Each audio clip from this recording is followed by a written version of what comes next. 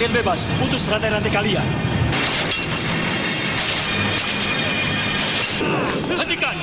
Ya. Jedor Pamungkas. Dari mana dia dapatkan panah sakti itu?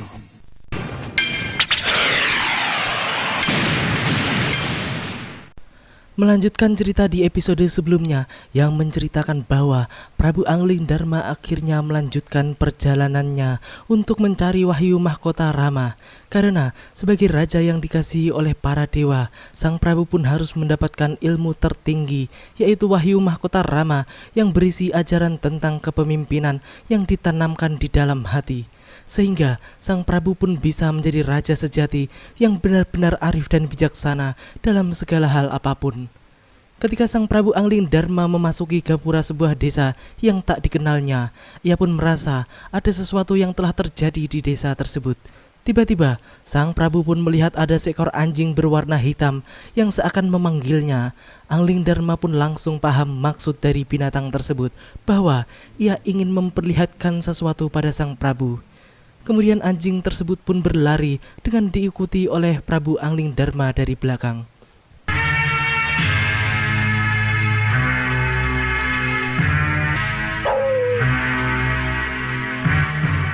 Oh, kamu ingin memperlihatkan sesuatu padaku? Baik. Setelah sekian lama membuntuti anjing tersebut, akhirnya Angling Darma pun sampai di sebuah desa yang terlihat sepi. Angling Darma pun merasakan keganjilan di desa yang belum pernah dikenalnya sama sekali itu, karena Sang Prabu tidak melihat ada aktivitas di desa tersebut, seperti orang lalu lalang dan lain sebagainya. Keberadaan Sang Prabu pun terlihat begitu asing, hingga banyak pasang mata yang hanya mengintipnya dari rumah-rumah sepi tersebut tanpa berani menyapa ataupun sekedar berbasa basi. Kemudian Prabu Angling Darma pun menghampiri salah seorang wanita yang sedang menapis beras di depan rumahnya. Orang tersebut pun ketakutan ketika Sang Prabu menghampirinya. Wanita tersebut pun menuturkan tentang keadaan desa tersebut yang tidak dihuni oleh laki-laki muda sama sekali. Yang ada hanyalah wanita dan anak-anak. Ia pun menjelaskan bahwa setiap ada lelaki muda di desa tersebut, maka orang tersebut pun akan habis dan hilang karena dimangsa oleh Danyang Singo Wareng.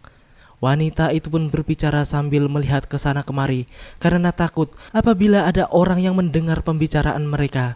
Karena jika sampai Singo Wareng mengetahuinya, maka dirinya pun akan dihabisi. Kenapa, Mbok? Saya takut, Raden. Takut apa? Raden lihat sendiri. Di sini tak ada laki-laki. Kalaupun ada, hanya orang tua atau anak-anak. Iya. Kenapa bisa begitu? Pokoknya setiap laki-laki muda di sini habis. Angling Darma pun kemudian mendengar cerita dari wanita-wanita desa itu yang para suaminya telah diculik oleh Singa Wareng di sebuah rumah berukuran cukup besar. Angling Darma yang dengan saksama mendengar setiap cerita mereka pun kemudian menanyakan tempat keberadaan Singa Wareng. Mereka pun semula menolak untuk memberitahu karena tidak ingin Angling Darma menjadi korban selanjutnya. Mereka pun mengatakan sudah banyak yang mencoba untuk menyatroni tempat Singo Wareng, namun mereka tidak ada satupun yang kembali. Setelah Angling Darma meyakinkan mereka bahwa dirinya pasti mampu untuk melawan dan memusnahkan Singo Wareng, akhirnya setelah kasak kusuk sebentar, mereka pun mau mengantar Sang Prabu ke tempat Singo Wareng. Jadi kamu tidak pernah ketemu lagi dengan suamimu? Ya, Raden. Kalau begitu, tunjukkan aku di mana tempatnya. Jangan, Raden. Jangan. Raden. Harus. Dan yang Singa Wareng akan terus mencari korban. Kalau tidak dimusnahkan. Di sore itu, mereka pun akhirnya sampai di depan sebuah gua tempat di mana Singo Wareng berdiam. Setelah melihat keadaan gua tersebut, Angling Darma pun memerintahkan para warga desa itu untuk pulang ke rumah masing-masing. Namun, mereka pun menolak perintah Angling Darma tersebut. Mereka merasa harus menemani dan menunggu Angling Darma sampai kembali lagi dengan selamat. Angling Darma pun dibuat bingung dengan semua itu karena semua orang yang hadir di situ telah bertekad untuk tetap berada di situ apapun yang akan terjadi nantinya. Bahkan mereka pun siap melakukan bela pati apabila Angling Darma tidak kembali lagi.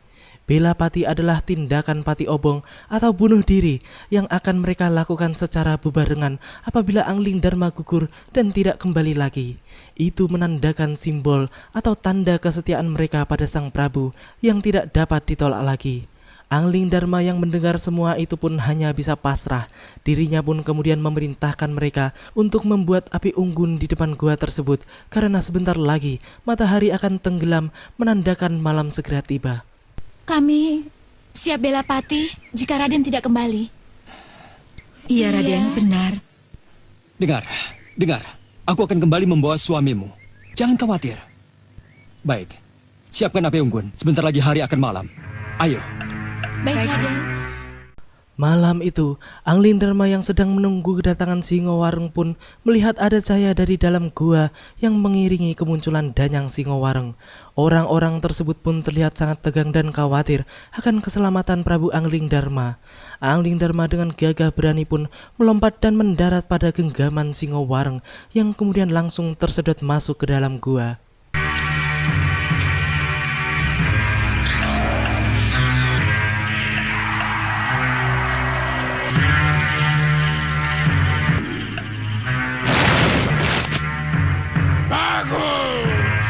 Dari semua pemuda yang aku tangkap, hanya kamu satu-satunya yang paling tegar dan berani.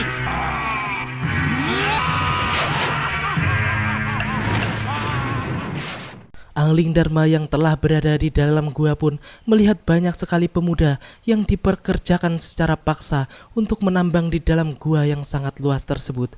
Ia pun sempat akan melawan saat akan dicambuk oleh tukang pukul yang menjadi mandor di tempat tersebut. Namun cepat-cepat ia pun menahan emosinya dan berpura-pura menurut perintah orang tersebut.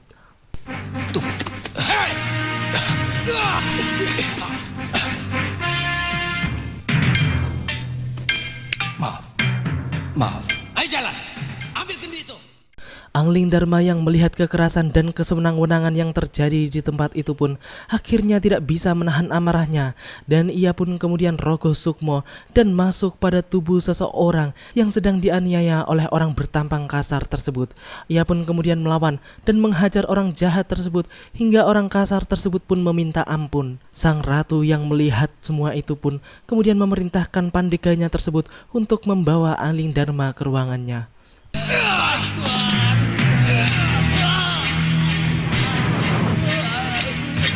Kau bilang mau bekerja, tapi malah dia.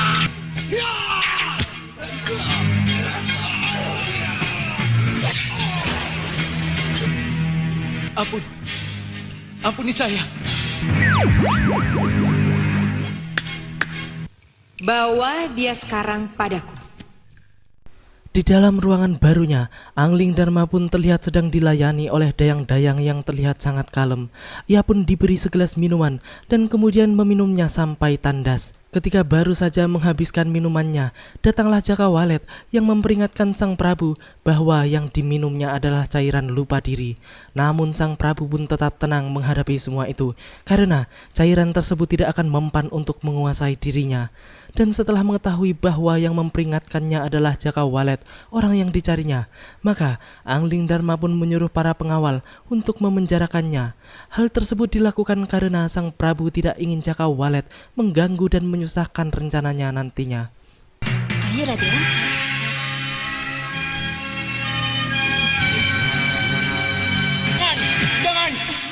Jangan diteruskan. Jangan. Itu minuman lupa diri. Cepat, amankan dia. Jangan. Kamu Jaka Walet? Iya. Dari mana kamu tahu nama saya? Ini Seripi. Seripi? Prajurit, amankan dia. Raden, ayo Raden. Angling Dharma yang telah berada di dalam ruangan bilik pribadi Sang Ratu Jin Salaka pun menanyakan maksud dan tujuannya menguasai seluruh gua beserta tambang emas di dalamnya. Ia pun menjelaskan asal-usulnya hingga berada di gua dan menjadi ratu di tempat tersebut. Setelah menceritakan semuanya pada sang Prabu, Angling Dharma pun memberitahukan bahwa dirinya sebenarnya adalah Prabu Angling Dharma, Raja Malwapati, yang kemudian membuat Ratu Jin tersebut pun terkejut bukan main. Namun hal tersebut pun hanya terjadi sebentar saja, karena selanjutnya sang Ratu pun merasa bahwa dirinya dan pasukannya akan lebih kuat daripada Prabu Angling Dharma yang hanya seorang diri. Siapa kamu sebenarnya? Ratu Jin Salaka, ratunya Gua Danyang Singawara. Lalu atas dasar apa kamu ingin menguasai seluruh tambang emas di sini? Seorang tumenggung memenjarakanku di sini. Aku Angling Dharma, Raja Malwapati. Prabu Angling Dharma? Iya, Tapi aku punya pasukan sang Prabu. Dan kamu cuma sendiri. Setelah itu, tiba-tiba tempat tersebut pun telah dipenuhi oleh pasukan pemanah yang siap melepaskan anak panahnya ke arah Angling Dharma. Angling Dharma pun dengan kekuatan tenaga dalamnya mampu menahan semua anak panah yang dilepaskan kepadanya. Bahkan dirinya pun mampu mengembalikan kepada pemiliknya, sehingga mereka semua pun mati tertancap anak panahnya sendiri. Hal tersebut membuat Ratu Salaka pun panik dan kabur dari ruangan tersebut.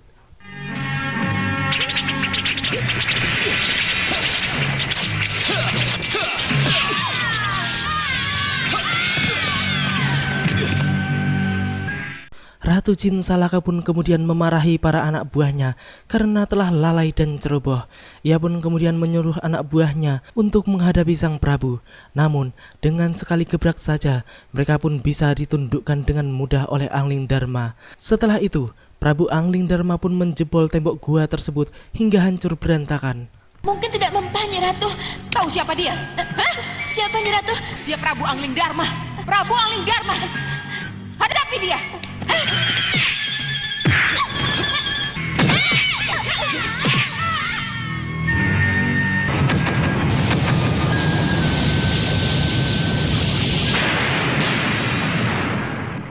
Angling Dharma pun kemudian langsung menghajar orang-orang kasar yang pertama kali ditemuinya di gua tersebut. Mereka semua pun kalang kabut menghadapi kesaktian Angling Dharma yang sama sekali bukan tandingan mereka. Kemudian Angling Dharma pun melepaskan semua rantai yang membelenggu orang-orang yang dijadikan budak tersebut dengan kekuatan ajian melewis putih andalannya.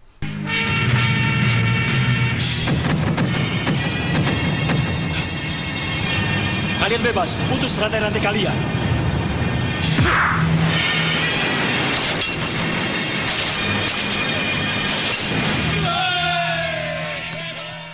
Setelah terlepas dari belenggu tersebut, para penduduk desa tersebut pun ramai-ramai menyerang orang-orang Ratu Salaka hingga membuat mereka tercerai-berai. Namun tiba-tiba saja muncullah Ratu Salaka yang langsung menghentikan pertempuran dengan ancaman panah pusaka Jedor Pamungkas. Angling Dharma pun kaget melihat pusaka keramat tersebut kini berada di tangan Ratu Salaka. Ia pun tak habis pikir dari mana ratu jahat tersebut mendapatkan senjata luar biasa itu. Hentikan! Ya. Jedor Pamungkas. Dari mana dia dapatkan panah sakti itu? Melihat sang ratu akan melepas panah sakti tersebut, Angling Dharma pun langsung melompat dan menahan anak panah tersebut dan kemudian mengembalikannya hingga anak panah sakti tersebut pun berbalik menyerang tuannya. Setelah itu, gua tersebut pun bergetar hebat menandakan akan runtuh. Angling Dharma dan orang-orang tersebut pun segera berlarian keluar yang kemudian disambut dengan sukacita oleh keluarga mereka masing-masing. Tangis haru dan banjir air mata pun tidak dapat dihindari lagi. Betapa tidak, mereka yang dikira tidak akan kembali lagi, kini bisa kembali dengan selamat tanpa kurang satu apapun. Jangan main-main dengan Jedor Pamungkas itu. Rupanya kamu sudah tahu dan mengenal senjata ini berbahaya. Tundukkan badan kalian.